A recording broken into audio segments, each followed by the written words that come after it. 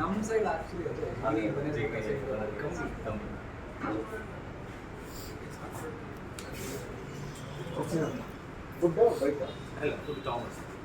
ಆರು ಮಾತಾಡಕ್ಕೆ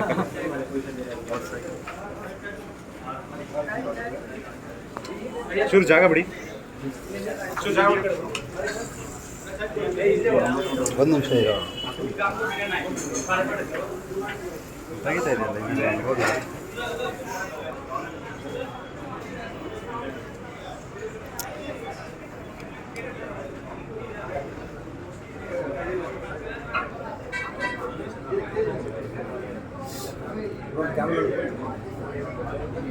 ತುಂಬ ಚೆನ್ನಾಗಿ ಮಲ್ಲಿಗೆ ಬಿರಿಯಾನಿ ಹೊಸದಾಗಿ ಮಾಡಿದ್ರು.